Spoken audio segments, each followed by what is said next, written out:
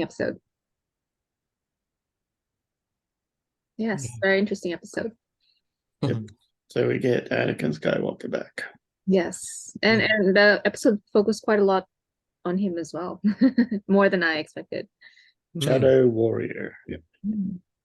And it showed us, took us back to the Clone Wars, showed us the Yeah. young Ahsoka. Yeah, it's like the first war that she was in to the last one that she was in. And then the Battle of Mandalore, the Siege of Mandalore. Yeah, Siege of Mandalore was like the last one. Oh, that was the last one. Yeah. Which Anakin was not in, Oh, obviously, but he only came late at the end of it. No, he wasn't there at all. he wasn't there at all in the original. Obviously, this is like a Oh. vision that they're both having. Yeah. his So character. that's why when Anakin was in the memory, he was like, I don't remember this battle. It wasn't familiar to him because he wasn't there. He wasn't there. Exactly. Yeah. He wasn't there. He So wasn't was there. wondering, oh, what is this? Yeah. Wow. But you can definitely see the hints of Darth Vader here and there, like the whole scar coming out on his face. And then the complete swap between the Darth Vader look to Anakin was quite. Yep.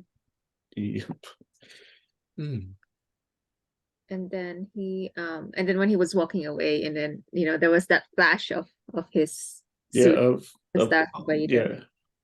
Darth Vader. Yeah, the flash of red lightsaber and the Darth Vader like breathing. Is that from the point of view of Ahsoka, or is it for the audience, for us, the Darth Vader scenes? Is that what Ahsoka's seeing, or not? Yeah, I think that's what Ahsoka's seeing. Oh, because at the time when this was happening, in the timeline, that was the Revenge of the Sith. Anakin and Obi-Wan were rescuing Chancellor Palpatine. So this was Revenge of the Sith. They were in a different battle. They were on they were not at Mandalore Siege.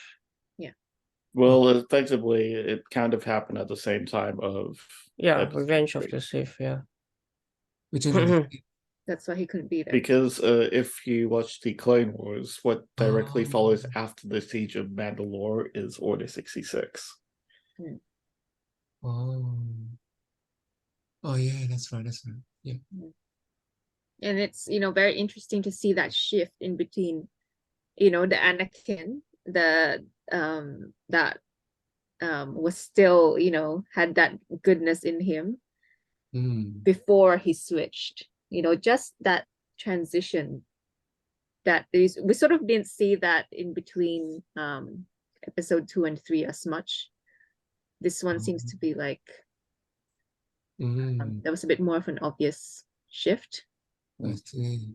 Yeah, but it's cool seeing like Anakin in the suit of the Clone Wars, because we haven't actually seen that outfit in live action, but we know that sort of outfit from the original Clone Wars series, which is kind of cool to see. Yeah, because he didn't wear that in either 2 or 3. Yeah, because it's more armor compared to robes. Yeah, very, very different. Because like Anakin was saying, at the time when he first became a Padawan, there was no war. He and Obi-Wan were only peacekeepers. And there's a difference between being a peacekeeping force and being in an army. So and he had to change his teaching style to train her to be a soldier. Yeah, different kind. So he couldn't train her in the same way that Obi-Wan trained him, because it wouldn't have equipped her to lead a battle, to lead a war. So yeah, I see. Yeah. Yeah, it's interesting. This episode apparently was released in theaters, select theaters. Oh, that's interesting. Yeah, so it's the first That's the first episode. To be. Return. Big screen return. Interesting. I did not know Mm. that. It is a longer episode, obviously, than the previous It's one. 46 minutes. Yeah. Yeah. The appearance of Hayden Christensen's Anakin Skywalker. I guess that's why they released it as well. It's, obviously I guess it's a big thing. back and then There's no de-aging in this one, is it? No. Yes, Yes, there is. there is. Oh, there is. There's still there is. Oh, yeah. They de-aged him quite a lot. Yeah. Oh. But was he actually acting in it too? Yeah. he was in it. yes. That for was sure. him. Oh, That was him. that was actually him. Okay. I mean, it's like you can't CGI an entire fight scene. Like, That's true. Yeah. And that otherwise was, it's no of longer course, his otherwise it's voice. no longer live action. Like He's a lot older now. yeah. So I'm sure he did the actual fight scenes as well with Rosario, with Ahsoka. So yeah. And you could kind of hear a bit of the James Earl Jones voice as well when he said, "Do you lack conviction?" Oh yeah. You can hear that transition in his voice. The Darth Vader's voice. The Darth Vader voice was coming through a lot more. Yeah. It was like a blend of Anakin Skywalker and Darth Vader in that. Yeah, that was really, that was pretty good actually. I really like that. Did they get James Earl Jones? No, they did. Or did for the voice? Yeah. For the voice. I'm not sure.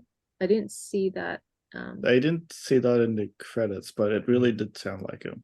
It did sound like him. Very, very similar. Yeah, like but it was essentially only one line as well. Like, you lack conviction. Yeah. Same thing with like Captain Rex. He said one line, but you could tell that's him. Oh, you could tell it was him. Yeah. Tamora Morrison as Captain Rex. We get a Captain Rex, but it's not the old one that we were hoping for. Yeah. But we don't really know if the whole thing was real or not.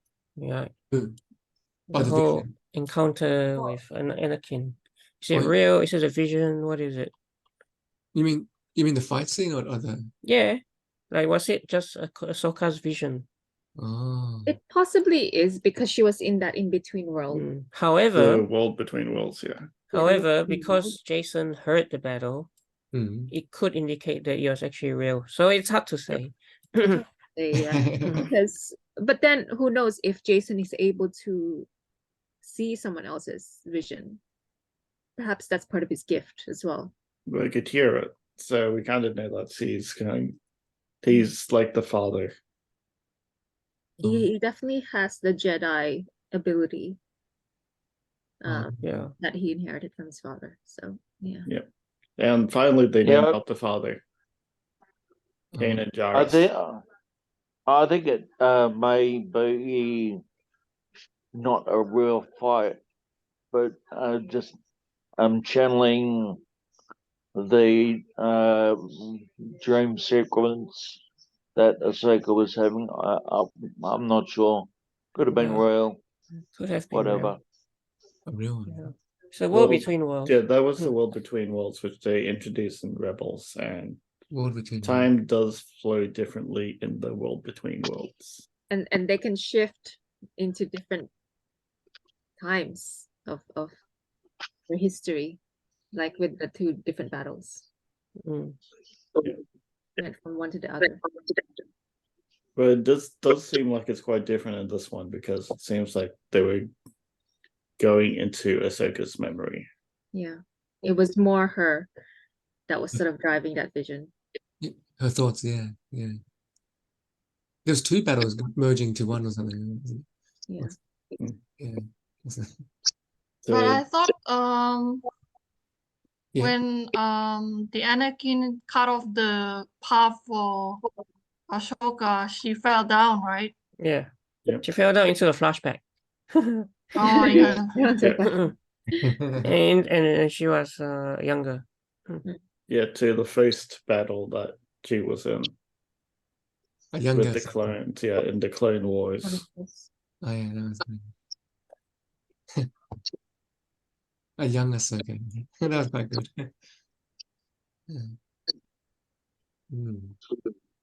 Yeah. A lot of battles in like the Clone Wars and Rebels, like a lot of lightsaber battles, a lot of war, and Yeah. It was a action. very long war, wasn't it? Yeah, it was. Hmm. Considering that the Clone Wars lasted like 8 seasons or something. Hmm. Oh, the Clone Wars. It was a very But- long war. Yeah, it was a really long one, I see. Mm. which is actually quite good that they actually expanded that story of the Clone Wars. Because Is it- otherwise yeah. it was a blip, but it wasn't in the history. It was actually a longer war. Yeah, Mm. because the difference between like episodes 2 to episode 3 is quite jarring. Yeah. It just felt like there was a big time jump. Mm. Yeah, And exactly. you didn't really understand why suddenly Anakin had such a change of character, all of a sudden. But yet you didn't realize there was actually quite a long period of time in between, which would explain why. Yeah, like he started shifting to the dark side. Yeah, and Mm. that gradual change is better explained.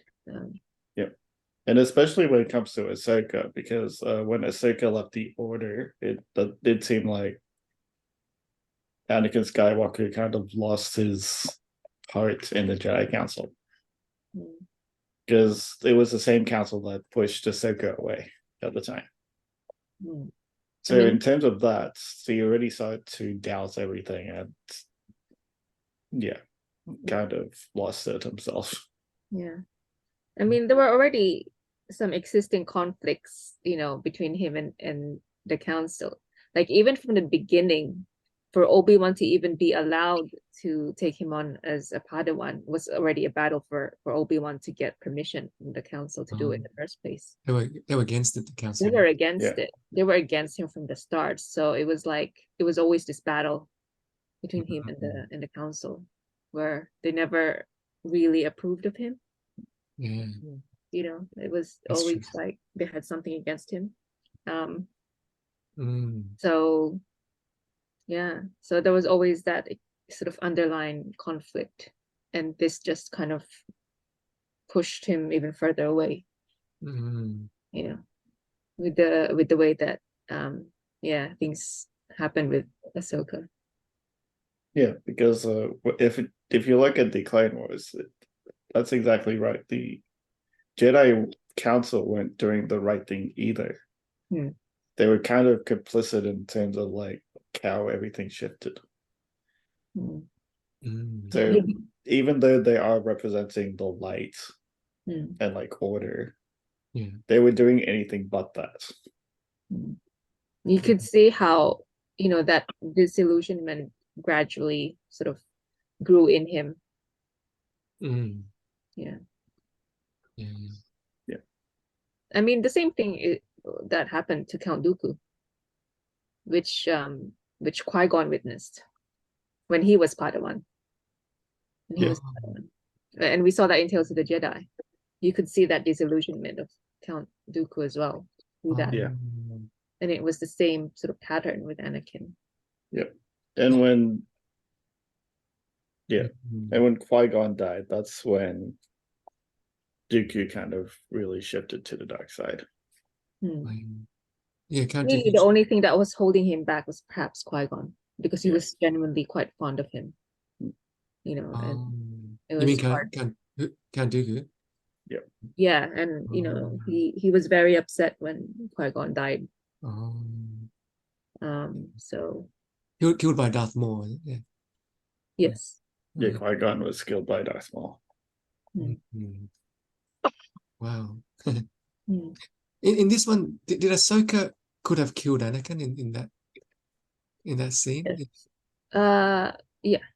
Well, if it was Anakin or not, we didn't really know. yeah, But we don't know whether that's real or not. Yeah, it's only a vision. I mean, he's probably just It's a vision. Just a thought, vision. Like what actually was Anakin Skywalker in Ahsoka? Could have been a shadow warrior. Could be, yeah. It's hard to tell because he was sort of corporal, so it wasn't like, oh, if you strike him, you go through him. Like it's not like a ghost. Yeah, but it's essentially still the world between worlds, so Yeah. stuff like that can't happen. I see. And then Ahsoka, she jumped into the water, did she? I think. The world between worlds kind of started to fade away, and it shifted to the water. Yeah. So it did seem like the water had the world between worlds portal within it in some way. Yeah. So when she fell, she fell into the portal. Oh, Yeah. that's interesting. Yeah, that water bit.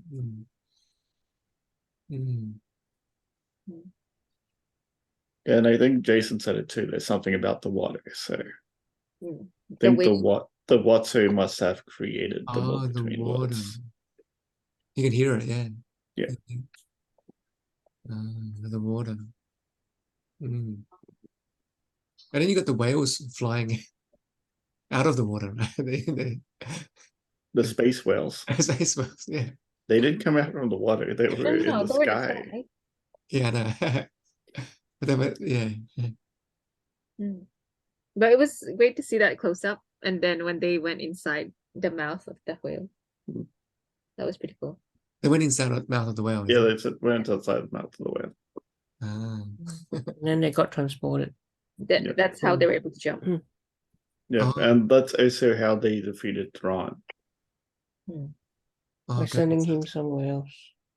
With the space whales. Yeah. Oh, they use the space whales. That's how he was banished, essentially. So you reckon we'll finally see Thrawn? Finally, yeah. Yeah, must be. But considering the space whales should have known where Thrawn is, because the other space whales were the ones who got into the other galaxy to be banished. Yeah.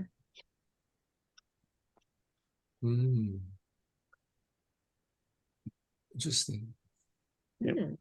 Cameos and Easter eggs. Let's see what we got. 18, huh? Well, we definitely got the name drop. Yeah. Yes. Kanan Jarrus Organa. as well. Even Leia. There was Senator Organa. And Running interference or we Hera. got 2 name drops. Oh yeah, because it would be that one instead of the younger one, because this is after the whole thing. So this is the New Republic. That's the father, isn't it? Kanan Jarrus, yeah. Yeah, Kanan Jarrus. How did he die? How did he die? He was saving the Ghost crew. Oh, okay. When he died, protecting them. And Hera was really, really sad. World between worlds, huh? Yep, the world between worlds. So yeah, we kind of think that he's some sort of specter or force ghost.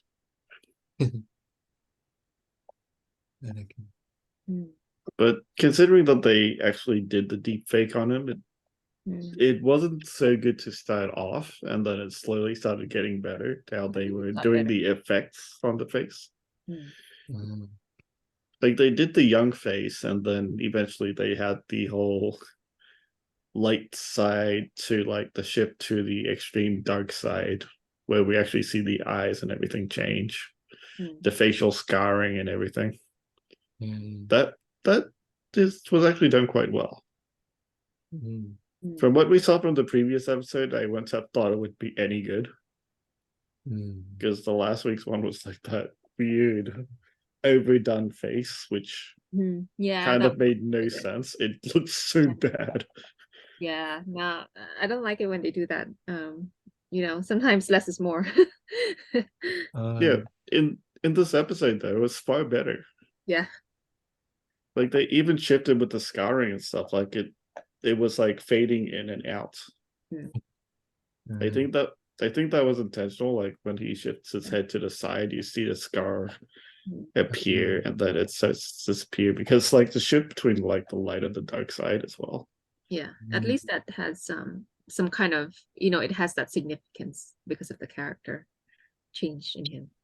So you can see why, they would have that. Yeah. And you could also tell by the lightsaber how it changes color. And the change of color, yeah, the lightsaber. I mean, it starts off with the blue and then ends up with the red. Oh, it's the blue one first. Yeah.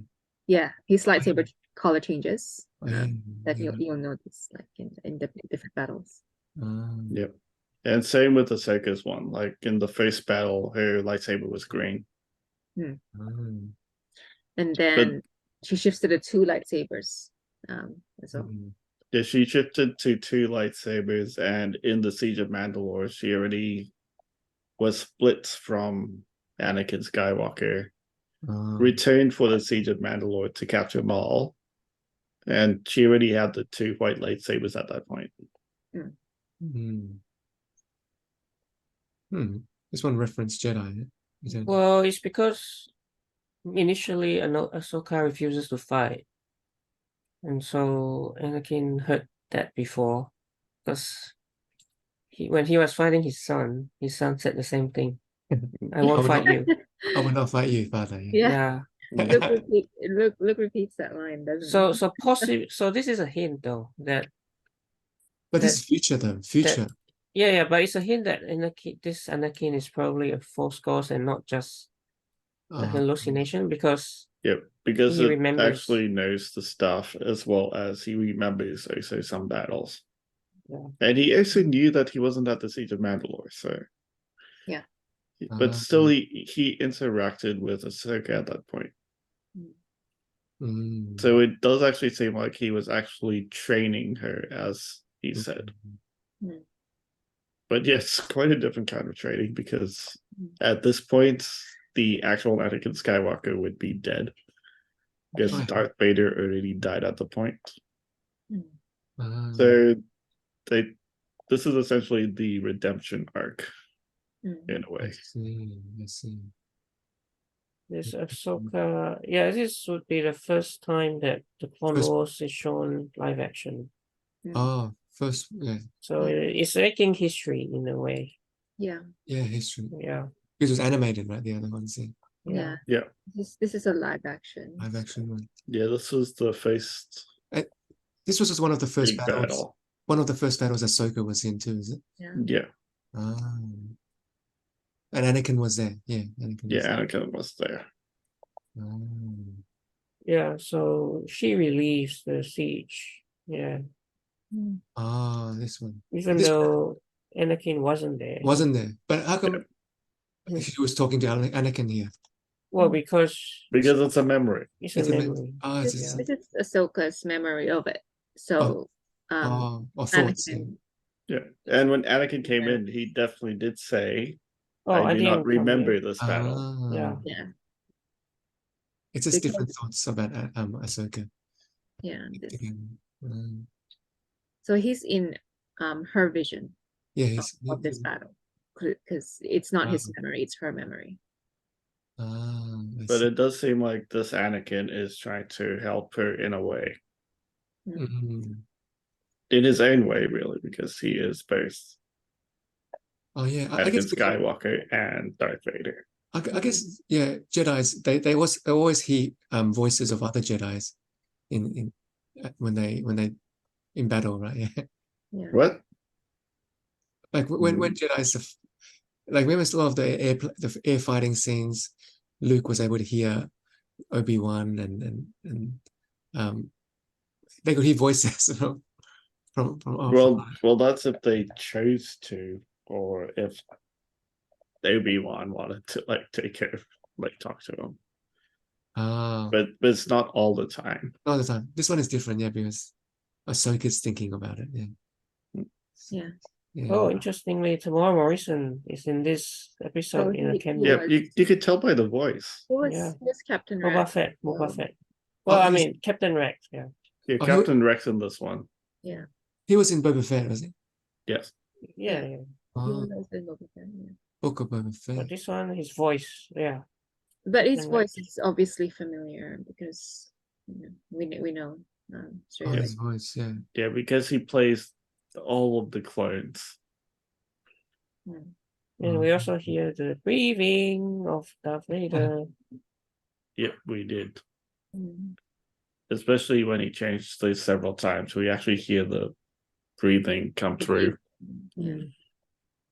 Yeah, he's breathing. Dark side power, yes. He's got red eyes, yeah. Yep. Yeah, I saw that. The seductive power of the dark side. Dark side. Yeah. Ahsoka the white. Oh, she changed color? Hmm. Oh. Ahsoka the white. Interesting, huh? Yeah, but what's happened to Ahsoka the White with the white staff, which we saw in the end of Rebels? The white staff, yeah. Yeah, because it's quite different to the Ahsoka we saw at the end of Rebels, which looks quite different with white robes and a white staff. Mm-hmm. She also demonstrates that power of psychometry. Psychometry. Yeah, when she at the Memories end, within objects. Oh. She's holding that thing again. well, she can relieve the emotion or memories. Oh. Yeah. Actually, she did use it in episode 2. Yeah. Yeah, interesting. Yep, so you could look at an object and He has feel that its power too. memory. Yeah. Moon Wolfma again. Then we can see Mothma. Who is that, Mon Mothma? Oh, she was in episode. She appeared in one of the episodes as well. Oh, Oh. she was in the classic Second? ones, right? Oh, no, Yeah, actually, but it was a She in different. Andor, of There course. was a different actress yeah, in different. the Yeah. 4, 5, and 6 one. Oh, yeah, of course, yeah. Oh, different. Those are old, yeah. And then they got a new one for like I think it was episode 2 and 3, and then they kept the same. They kept the same actress since, I think. What about in Endor? So Andor, she's the same actress as in Andor. Yeah, I think so. Yeah, I It's think they still- haven't still changed it. her. Yeah. Like you can tell, it's her still. And same thing with like Bail Organa when they had it. Hello, Ghana. Belgran still the same. It was still the same actors. Yeah. But Bail Organa would be dead by now. Yeah, that's why I think Leia is the one now who's taken over her adopted father's role. Yeah, definitely. Took over Because the senatorial role. Oh. So yeah. well, considering it's New Republic, so of course. Ezra was taken far, far away. Ezra. Yep. Is she still alive, Ezra? Possibly, yeah. Oh. Yeah, in a galaxy far, far away. Literally far, far away. Yeah, yeah, literally. Even by Star Wars standards. Yeah. Yeah, but considering that far, far away is practically like isolation or like, yeah, lost. Yes, this ship, Space Luck. Oh. It's like Empire Strikes Back. Remember Empire Strikes Back? Oh yeah, he flew into the thing. Yes. Yeah, he flew into the space. The Falcon. Yeah. Yeah. But this one, it was definitely intentional. It's definitely not the same though.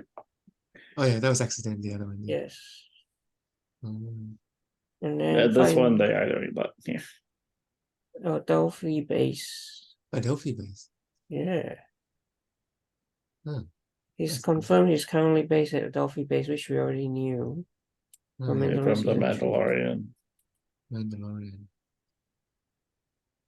Interesting. Yeah. But yeah, this is a pretty action-packed episode. Yeah. A lot of those. Yeah. Yeah. We finally saw Anakin more deeply, yeah. Yeah. Or at least the vision of Anakin.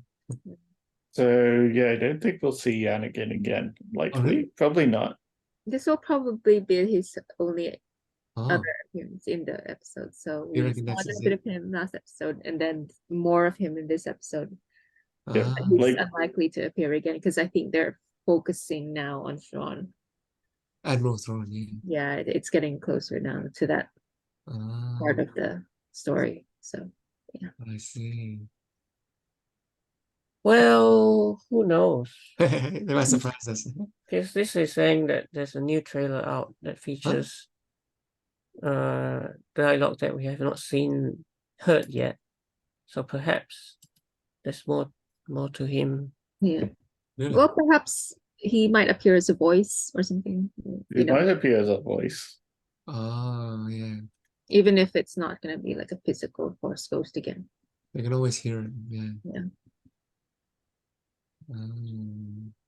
Could she return? Maybe. Maybe. Don't know. Maybe not unlikely. But I think, yeah, they're trying to kind of refocus now, I think, on getting to where Thrawn is and where Ezra is. So, yeah. Admiral Thrawn, yeah. Because we haven't got a lot of episodes left. We've only Three. got like, what, 3, right? So, Yeah, 3 more episodes. yeah, I can imagine they want to focus more on Thrawn now. So, yeah. Yeah. And Thrawn, as we kind of know, is kind of a big deal. Yeah. Admiral Thrawn. Yeah. I mean, obviously, he's considered the heir to the Empire now. That. Oh. Yeah. Oh, because Palpatine's gone. Well, not exactly gone, not yet. but Not gone. We know that he's still sort of floating about. Still floating around. Well, unless they, at least if they get rid of that 7, 8, and 9, then yes, he's gone. That's true.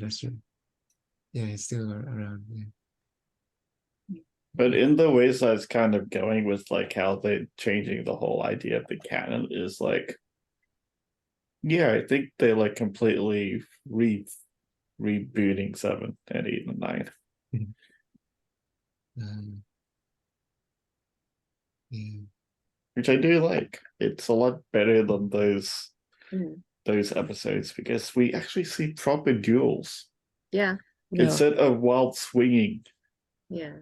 And you can see the technique, and the training, and you can really see them fight like properly as trained Jedi, and not, in just a wild way that Rey was fighting.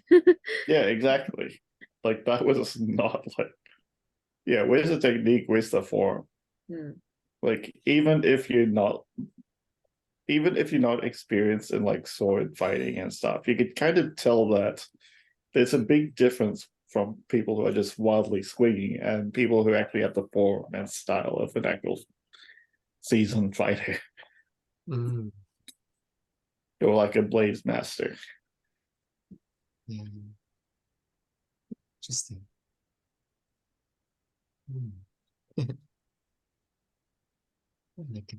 So yeah, it's kind of interesting how they actually did have the more samurai style way, which is like one-on-one, side by side, like straight on, instead of like going wildly everywhere. It's like a straight stage. Oh, it's like one line kind of thing. Yeah, which kind of makes more sense in those type of battles at the time. Because it's like one-on-one. One-on-one direction, yeah. Yeah. Face to face. Wow. It's like the Blade Master stories and stuff. And then eventually they started going into like the whole wide stage and stuff. The wide stage. Which is fine. Yeah. Yeah, the same thing happens with video games. They started off with the straight on Street Fighter ones, yeah. And then they started going like all these weird angles, which also made no sense. And then what happens now? Everyone's going back to the 2D style. Like, come on, even Mortal Kombat 1 came out just a few days back. And it's a 2D style. Straight on. Straight on, yeah. One line, yeah. But I think that actually does make more sense. And even in like a blade fight, they're going straight on at each other. It's not like they're running across the entire stage and attacking something else randomly. Yeah. Because if it's like focus one-on-one, they're going straight. Yeah. I mean, that's a duel. That's a proper duel. Yeah. And in 7, 8, and 9, they were like running, striking everything randomly, striking trees or whatnot. And like, Yeah, really? it was just really strange. Yeah. It was Yeah. bizarre. Yeah, you could tell that they had no form. Yeah. This one, you could tell that when Anakin did like the whole push with the lightsaber, you could actually like tell that's an actual move. Mm. And yeah, it's quite different from this style from Anakin compared to Episode 3. Like Episode 3, he was doing all these wild, like random twirls of the lightsaber, which meant like absolutely nothing. Yeah. Especially with fighting Obi-Wan Kenobi. It's like, okay. I mean, it looked cool, but did nothing. Mm. But in this one, he actually had the proper form. He actually had the proper stance. Just, it was good. Mm. Mm. Yeah. No, I like the fight scenes here. Yeah. Definitely And Anakin. Anakin is You can see that, he did train her properly, like, train her very well. Yeah. And considering this probably fixed Anakin in terms of what we knew from him in Episode 2 and 3, or even she learns a lot, yeah. Later, yeah. But she also had her reservations about Anakin when she was young. Yeah. It was more this was the memory. It was memory, but she seemed to have some, like some doubts in Anakin, maybe. I think it was more their purpose as Jedi that she was doubting. She wasn't really sure of her place as a Jedi and whether that was right for her. Because she didn't really want to be part of a legacy that she believed would only bring death and destruction and war. Yeah. She didn't want that part of it. It didn't seem like the light, Yeah. She didn't want to be part of that part. Yeah.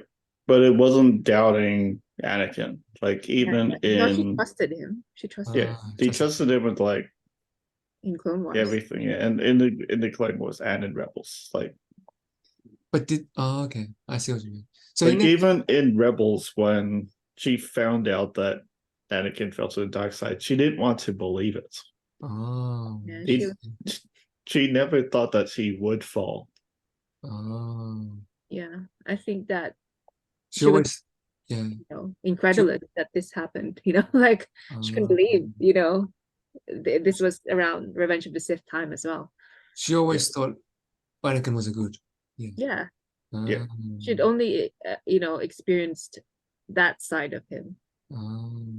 I see. Yeah, but the only person who knew at the time that Sidious was up to something with Anakin Skywalker was Darth Maul. Maul even warned Ahsoka on the Siege of Mandalore of that fact. And what did Ahsoka say? I do not believe you.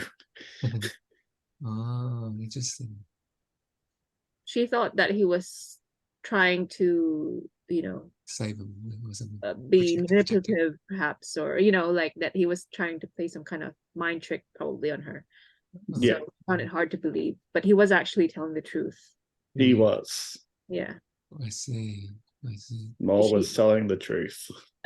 She probably just thought he was trying to trick her or something, but he was actually telling the truth. I see. Yeah, it's very good. The interaction between them is very good. Her thoughts anyway. Yeah. Very good. Shall we get to the scores? Yeah, let's get to our scores.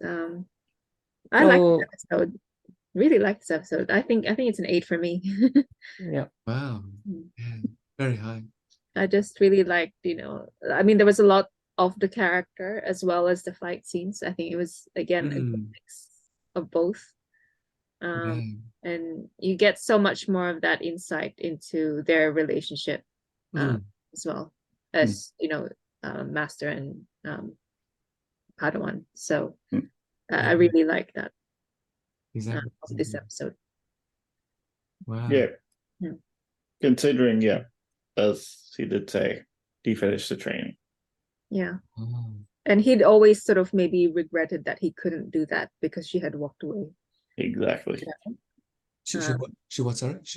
She had walked away from the Jedi, Oh. and and because of the way the council treated her, he was always sort of regretful that he didn't end up finishing her training, which he'd always wanted to do. He felt like that was his duty, and he didn't get to do that. So I think this was a way of kind of making up in a way for lost time, and to be able to do that finally. Yeah, his redemption arc. Yeah, even as a sort of force ghost in a way. Yeah. Even it was a ghost kind of thing, yeah. Cool. Yeah, so I liked it too. Yeah, just learning about the characters more deeper. Yeah. Anakin and Ahsoka.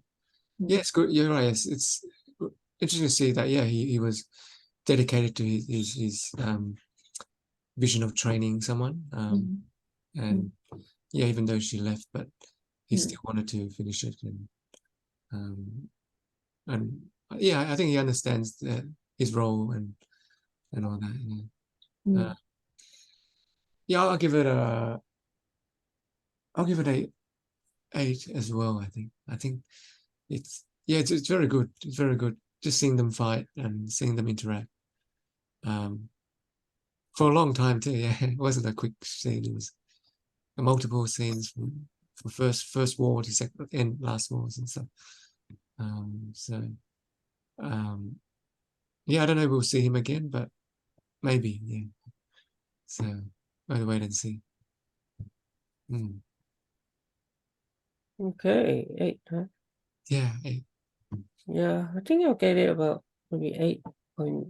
8.5. Maybe 8.5. Yeah. Oh, very good. Yeah, it's good. It's good. Perfect. Yeah. This one really captures everything we like about Star Wars, and so I'm quite excited for. There is a movie coming that will be directed by Dave Filoni. Okay. And this episode was directed by Dave Filoni. Yeah. So it really shows you what he can do. All of it was like Dave Filoni, Dave Filoni, Dave Filoni, Dave Filoni, Dave Filoni. Yeah, he was so heavily involved in this episode, and he could tell his hand in it. Yeah, so I think he'll do a really good job with the movie that he's gonna be directing. Which movie is that one? I think it's a movie that will tie together everything in the TV series, like Mandalorian, Ahsoka, everything. Okay. Yeah, into a movie. Actual movie, wow. Yeah, this was just recently announced in the Star Wars Celebration. Is there a working title yet? No. Work in progress. I don't know what the title is, but there've been 3 movies announced, right? One by Dave Filoni, one by James Mangold, and another one about Rey Skywalker. So this one, I think for most fans, is the most exciting, just because they've seen already what Dave Filoni has been doing. Yeah. And this episode is a good showcase for what he can do. Yeah. I'm excited. This one has it's got everything. It's got nostalgia. It's got flashbacks. It's got as you all mentioned already, like well choreographed lightsaber battles. Yeah. And it finally jumps into a galaxy far, far away too. So that's pretty exciting. Yeah, 8.5. Wow. Nice. Very good. Yep. Yeah, they enjoyed this episode. Like, you could probably tell that a lot of this staging effects is done quite well. How they did the lighting, how they did the effects, the transitions. Like, they did that really well. Oh yeah, the lighting. Yeah, the transitions with the Anakin Skywalker's face from like the light side to the dark side, you could actually see the transition happen. Oh yeah. And when that was done. And then when Anakin looks to the side from behind to Ahsoka, you could kind of see a partial dark side with the scar appearing. Yeah. Where was the scar from again? How did he get the scar? He gets it from the Clone Wars. They never mention it from like episodes 2 to 3, but he gets it between them. So in episode 2, you see him without one the entire time. In episode 3, he comes in with a scar. It's like, what? I see. Yeah, again, You didn't really understand it. Another unexplained sort of, Unexplained. because of the time jump. But Yeah, but they explain it in the Clone Wars. That it is from the Clone Wars. And then so they're explaining a lot and fixing a lot of stuff which were completely overlooked the last few times. And they kind of fixed Anakin now. There was so much wrong about the character before, and now because Hayden Christensen is back to play the role, he actually does that really well. Yeah. They even brought him back for Obi-Wan Kenobi, which was done quite well as well. Obi-Wan, yeah. Like it was never really like he was, I think, unfairly blamed, but it was really just the writing in episodes 1 to 3 that sort of let the character down. It was not, his acting. He did the best that he could with the limitations. With what he got, and plus the movies for like episodes 2 and 3, it ended up being a lot more political instead of like proper like lightsabers or like the drama. Yeah, because that's what people like from episodes 4, 5, and 6, and then episode 1 comes with like politics. Yeah, so it was really So I'm glad that he came back and was able to play the character again. Yeah, but considering in Star Wars, if they try to create like a good universe, they need to introduce some form of politics, and Star Wars did it in like probably one of the worst ways. Yeah, and then they fix it after. Yeah, which is like really ridiculous. Yeah, I'm really glad that they have those series to really put it properly into context and everything. Yeah, but at least now it works, because if you see all the context between like all the shows, including the animated shows, Clone Wars and Rebels, they expand the story a lot. You get a lot of the more content there. And the political stuff, you could get from the movies, but those still matter. I see. So it's still not too bad because it's relevant. Yeah. Because they're creating a universe which effectively has those issues. Yeah. I see.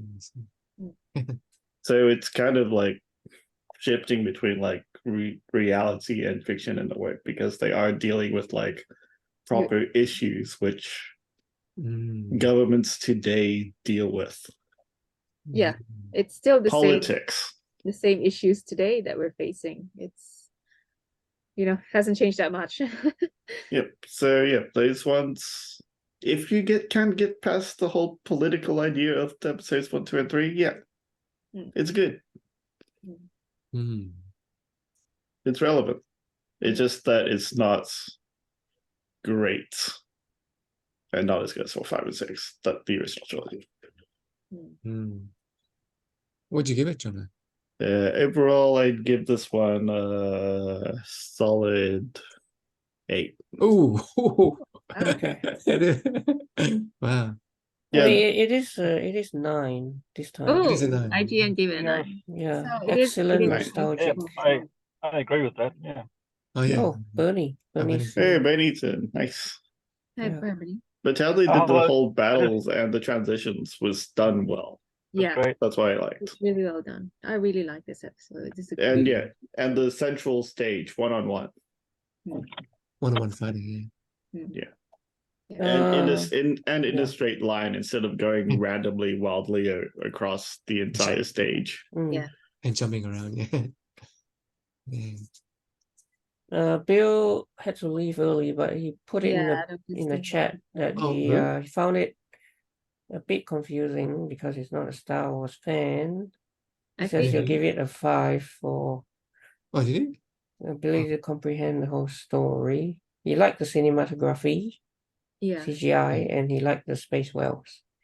That's amazing to see. Oh well, yeah, Space Nice. Marine, amazing. So What would you give it, Bernie? Yeah, what would you give it? Yeah, I thought it was a really great episode. I think it's the best episode yet Wow. of the series, and I really enjoyed it. And it really brings back it goes back to the Ahsoka's origin story a bit. It goes back to Clone Wars. It's good to see a bit of Clone Wars footage. Yeah. And the relationship between Anakin and Ahsoka. It's good to see the interactions between them. Yeah. And the lightsaber scene was good. It was just it was more special to see the interaction. It was full of nostalgia from the prequel trilogy and the Clone Wars and from the Clone Wars as well. So and good to see Tamura Morrison's Commander Rex make an appearance. Cameo. Yeah. Cameo. We finally get him after we say it for so long. Yeah, I reckon he'll make another appearance later. And as the old guy. Yeah, that's right, Commander Rex. Yeah, so great nostalgia, great. It moved the story forward. Yeah, great to see the development between for Ahsoka developing herself and having the interaction with Anakin. So I'll definitely give it a solid 9 out of 10. Yeah, same. Wow. Same Very as good. same as IGN. Yeah. Good score. Okay. And that's it.